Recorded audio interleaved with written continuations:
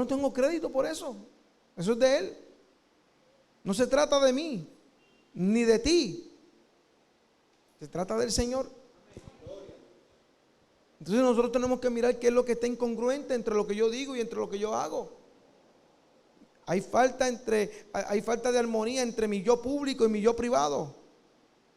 Si hay incongruencia ahí, tengo que trabajarlo. Si hay incongruencia entre mi yo privado, porque mi esposa me dice, predica, pero en casa no lo hace. Usted arrepiéntase y conviértase otra vez. ¿Eh?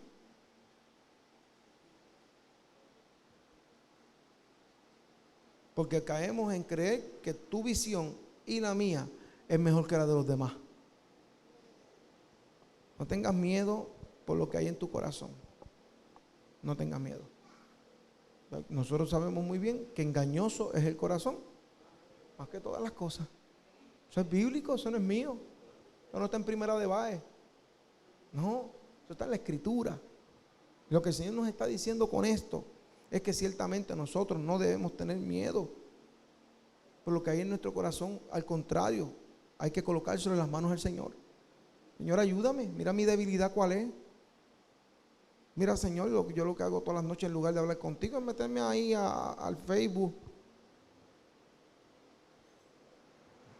No es que usted no ve una peliculita, eso no es. Es que la costumbre sea otra. Es que la normativa sea otra. Es que ni su esposa lo ve orar, o su esposa, sus hijos. Es que no lo vean ni siquiera estudiar la palabra. Ni lo vean ni siquiera haciendo el sermón. Me encanta. Yo estoy haciendo el sermón y mi hijo se me para al lado y empieza a leer lo que yo estoy escribiendo. Me lo gozo. Hace poco me decía, papá, acuérdate de predicar de Sansón, porque se aprendió la canción. Sansón era un niñito así, así. Entonces él quería saber bien la historia de Sansón. Me tuve que poner a enseñarle la historia de Sansón. Me dijo, predica un día, papá, predica un día. Está bien atento, están bien atentos. Toda nuestra familia está muy atenta a lo que nosotros estamos haciendo. Por eso les digo, no tengan miedo. Más, le voy a decir más. Cuando he estado muy triste, no se lo oculto a mis hijos. No le digo por qué. No le digo por qué. Porque pues, pastor, hay momentos donde uno no le puede decir por qué a los hijos. Pero sí. Usted sabe qué han hecho, ¿verdad? Han buscado aceite. Han buscado aceite. Se han ido con mi esposa, buscan a mamá. Hay que orar por papá porque está triste. Y allí lloro con ellos. Hermano, esa es nuestra primera iglesia. Y seguiré enfatizando, no tengas miedo. ¿Estás triste? Pues díselo a tus hijos, porque habrá mayor comprensión. ¿Sabes las veces que yo le he dicho a mis hijos, estoy temblando porque voy para el altar? Papi, pero si eso tú lo sabes hacer todos los domingos, hermano, es que no está fácil. Todos los domingos y no está fácil. Los que predican saben lo que estoy hablando. Cuando uno se para a hablar, uno dice, ay Dios mío, aquí voy. Señor, ayúdame. Usted sabe todos los clamores que yo hago antes de pararme a predicar. No tenga miedo. Exponga su corazón, tal cual es, incluso a los líderes de confianza. Allá hay siempre uno anciano donde uno habla con ese anciano confidente. Eso lo voy a hablar después. Háblale. Por lo tanto, hay 3 principios necesarios que quiero compartir antes de irnos a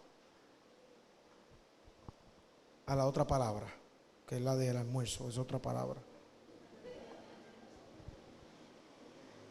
Número 1, a lo mejor usted no lo conoce, o todo lo contrario, lo conoce muy bien.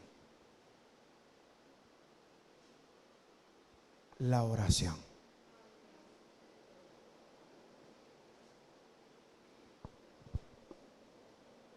usted no se llamó.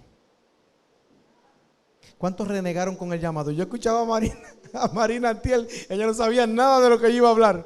Y estábamos comentando, ¿cuántas veces Dios nos llamó y dijimos que no? ¿Cuántas veces Dios nos sigue hablando que no y usted diciendo que no? No se preocupe, diga que no, que Dios lo haga como quiera. Y de momento usted no se da cuenta en lo que ha ocurrido en su vida y era que Dios estaba amajando todos los cabos por todos lados. Y de momento usted cayó en el sitio que Dios quería. Es porque es como Dios diga, no es como usted quiera. Entonces nosotros sabemos muy bien que nadie se llama a sí mismo. Yo no escogí ser pastor. Él me escogió. Él me llamó. Él te llamó a ti como líder. Él te llamó como parte del cuerpo ministerial. Tú eres escogido por Dios. Entonces, esto no lo escogemos nosotros, es pura misericordia, pura gracia de que Dios nos haya escogido y estemos aquí en esta mañana. Pura gracia del Señor. ¿Cuál es nuestra actitud entonces? Si Dios necesita, si Dios desea que tú usarte en su ministerio, entonces libérate de las preocupaciones y de las ansiedades que le tocan a Él. Echa toda vuestra ansiedad sobre Él y Él tendrá cuidado de vosotros. Esta última palabra, ansiedad, que significa separación, pensamiento dividido. Si miras muchos frentes como ministro, como líder, tendrás el corazón dividido porque no sabes a dónde vas a responder primero. No sabemos por dónde es que vamos. Muchos surcos y no sabemos por dónde tirarnos. ¿Cómo superar la ansiedad en el ministerio? Orando. No me pida otra respuesta que no se la voy a dar. No es con libros de autoayuda, no es con secretos fidedignos de yo no sé dónde. Orando, hablando con Dios. Ahí es que se calma mi ansiedad, mi angustia, mi tristeza, mi dolor, mi desesperación ministerial. Se calma en oración, hablando con Dios. Y cuando hablamos con Dios, entonces todo pensamiento turbado se endereza. Primero oramos, porque cuando oramos y el Señor trabaja en nuestro corazón, entonces recuperamos la paz. Y recuperando la paz del Señor, entonces nosotros podemos estar tranquilos. El apóstol Pablo le decía a la iglesia: no se inquieten por nada, más bien en toda ocasión, con oración y ruego, presenten sus peticiones a Dios y denle gracias. Hay quienes están ansiosos que Dios les pueda dar algún trabajo.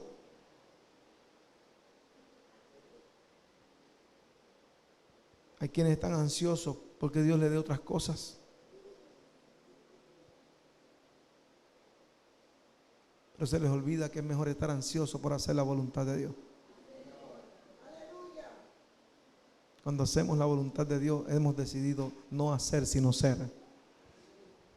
Entonces usted se ubica en que su pensamiento no está dividido, sino que antes de usted pedirle a Dios cualquier cosa, usted dice: Señor, si está dentro de tu voluntad. Si tu voluntad no está, yo no sigo. Si tu voluntad no está, yo no sigo. Estos que piden muchas cosas para alcanzar sus propias metas, oran poco y piden mucho.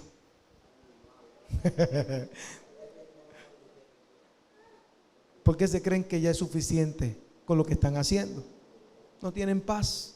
Hermano, yo quisiera orar mucho más de lo que oro, porque es que todos estamos en el mismo barco. Yo quisiera orar más y más. Ese es mi anhelo, pero yo no tengo el don de la oración como Gigi Ávila, que era evangelista. Yo rezaba 5 o 6 horas. Yo no puedo estar orando 5 y 6 horas. Al que Dios le dio ese don de intercesión, amén. Pero nosotros tenemos un ministerio que cumplirle a Dios, del llamado que Dios nos hizo. Por lo tanto tenemos un tiempo que sí separar para Dios. Pero hay que seguir con unas agendas laborales, ministeriales. Por eso es que hay que tener cuidado con ese tiempo en el que nosotros nos presentamos delante de Dios, de manera que no sea vano, hermano, porque a veces usted piensa que porque oró 10 minutos, oró 15 minutos, usted está perdido. No, hermano, pero un momentito, no confunda mucho tiempo con consagración. No es lo mismo. Usted puede estar 15 minutos delante del Señor en una entrega plena y una hora jodillado sin saber qué va a decir. Si sus 15 minutos son de entrega plena sin celular, amén, alábelo ahora. Entonces usted está en el gozo del Señor. Pero si pone el celular y cada vez que viene un texto usted interrumpe la oración, usted no está en comunión con Dios.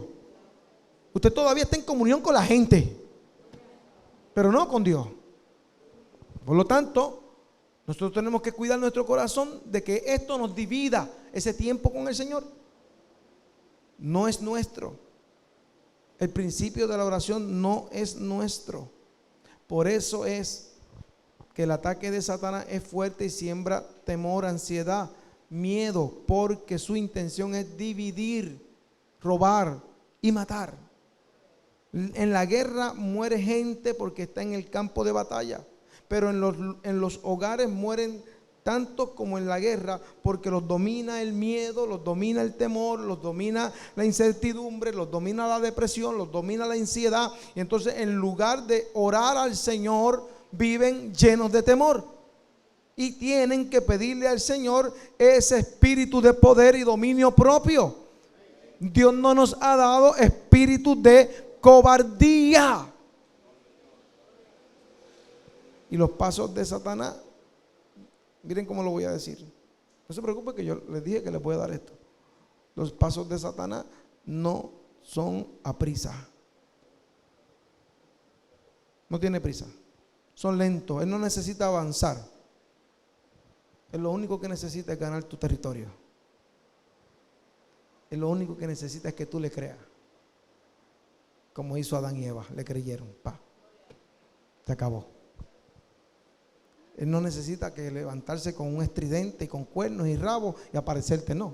Con que tú le creas una mentira, ya estás en su territorio. Y no olvidemos que solo basta una mentira. El que está en ustedes es más poderoso que el que está en el mundo. No dejes que tu mente se vuelva incompetente por la ansiedad. Si está Dios, hay paz. Si está Dios, se va la depresión, se va la ansiedad, se va la angustia y puedo comenzar a experimentar el poder de Dios en mi vida. Y entonces el Señor comienza a obrar porque yo dependo de Dios para que su Espíritu Santo me llene y lo que yo sienta no sea ansiedad, sino los ríos de agua viva de la presencia de Dios que me fortalecen cuando yo me siento débil. No necesito otra cosa. Y hay que sentir pasión. Pasión por lo que haces.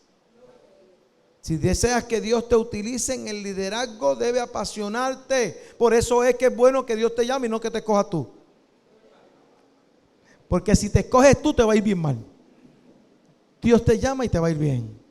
Tú respondes en obediencia y te va a ir bien. Eso incluye maestro, diácono, anciano. No, esto no es para todo el mundo. Esto es que Dios te escogió para eso. Es que Dios puso en el corazón del pastor en oración, en discernimiento, este líder va a hacer esto. Y Dios ya te lo había colocado también a ti. Porque esto confabula y el Espíritu consagra las cosas. Y uno siente que Dios está. Y uno dice, esto es de Dios porque yo sentía eso. Y usted lo va viendo primero.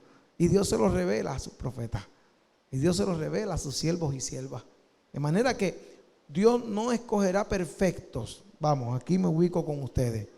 No, pastor, porque es que yo no soy una persona completa, no tengo los estudios. Ay, santo Dios. Dios no escogerá perfectos, porque esos ya no pueden ser usados. Los vasos llenos ya no hay que llenarlos. Pero nosotros, los vasos que necesitamos de la gracia y del Espíritu Santo, necesitamos que el Señor nos use, porque siempre hay un espacio para que el Espíritu Santo irrumpa con poder en nuestra vida. Y aunque yo no me sienta perfecto, su poder me perfeccionará y hará en mí conforme a sus propósitos. Y habrá de completar la obra que ha comenzado en mí y que ha comenzado en ti.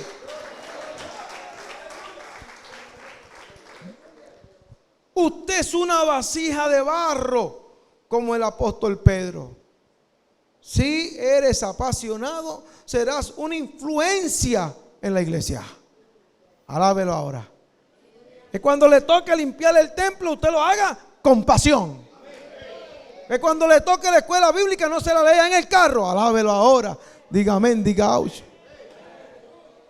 Que cuando le toque preparar el sermón, usted haya estado una semana rumiando esa palabra de Dios y el Espíritu hablándole, ministrándole, y usted sienta que Dios está ministrando a su vida.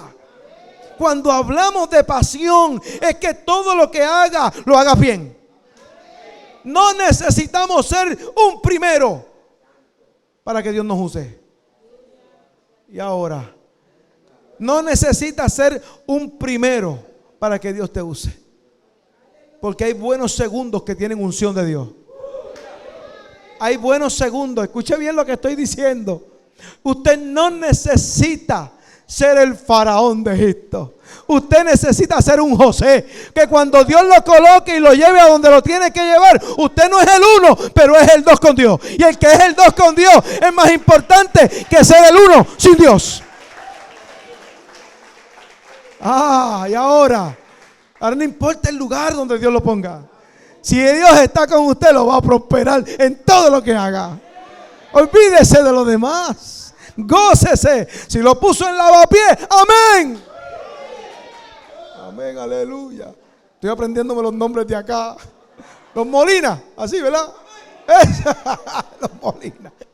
Donde Dios lo coloque, florezca. Porque el que está sostenido en sus raíces en Dios, su hoja jamás se cae, y todo lo que hace prosperará. Entonces, si eres un apasionado, vas a llegar a la iglesia con alegría, no con una cara de amargado.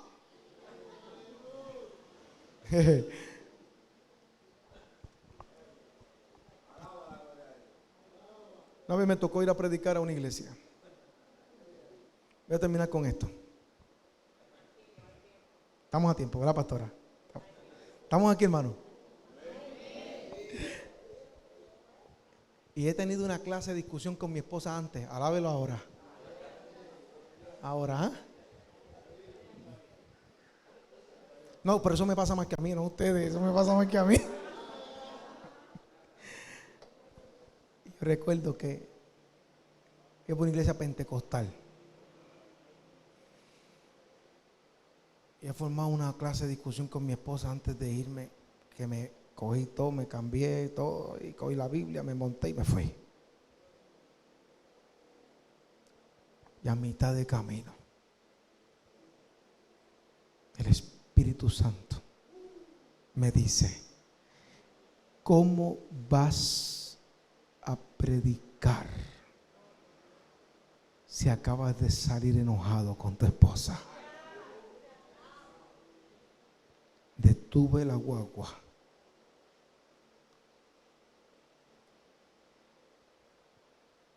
Ayúdame, Señor. Y llamo a mi esposa y le digo: Lili, perdóname, mamá. Y me dice: no, perdóname tú a mí, pero yo quiero que tú sepas que yo hace rato estoy hincada de rodillas orando para que Dios te use.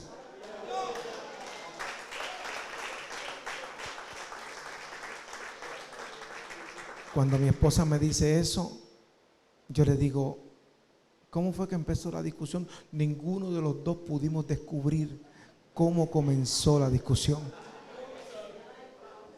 ¿Usted sabe quién se fue el que se metió? El diablo. Allí nosotros vivimos un momento donde no supimos cuál fue el origen de la discusión. Y oramos los dos. Y le dije, ahora tengo paz, ahora voy a predicar.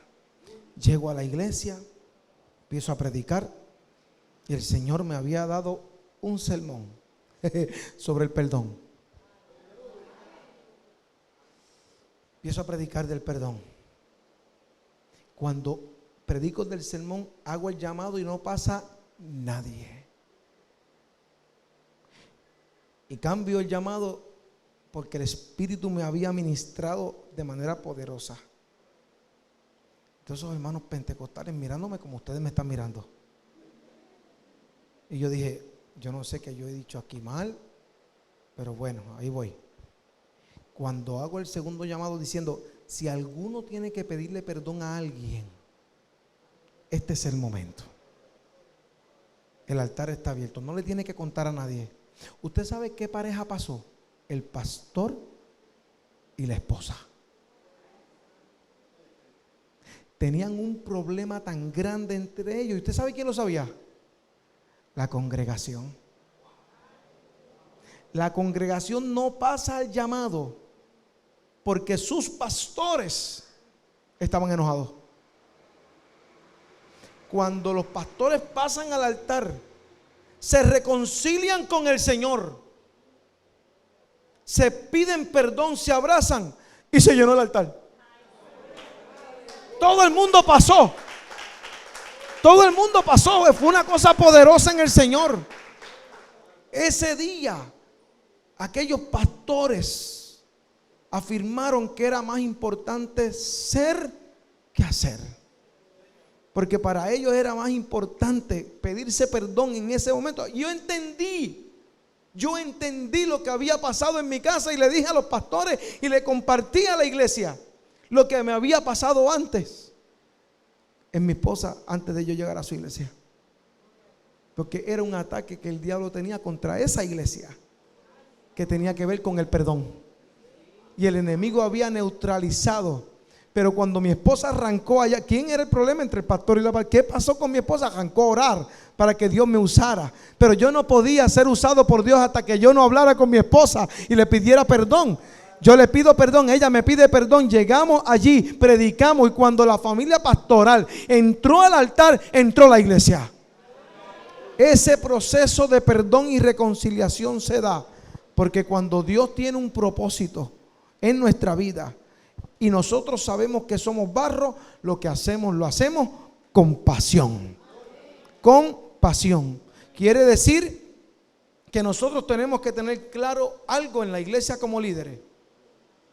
El vidente le expresa a la iglesia: conozco tus obras. Sé que no eres ni frío ni caliente. Ojalá fueras lo uno o lo otro. Apocalipsis 3:15. Quiere decir que si no estamos fríos o calientes, nos encontramos en una condición desechable por Dios. Porque si hay algo que tenemos que tener muy claro en este principio de la pasión, es que el tibio le da náuseas a Dios. Por eso la Biblia dice que lo vomitará. El tibio. O somos calientes o somos fríos. Y el Señor le deja saber a la iglesia: ojalá fueses uno o lo otro. Hoy nosotros estamos en unos principios fundamentales. 1, orar. 2, ser apasionados. Y 3, amar. Todas las personas son iguales a los ojos de Dios. Todas. Todos los que estamos aquí somos iguales a los ojos de Dios. Y por eso en esta mañana yo quisiera concluir esta parte pidiéndole que se pongan de pie. Por favor, si así usted puede hacerlo.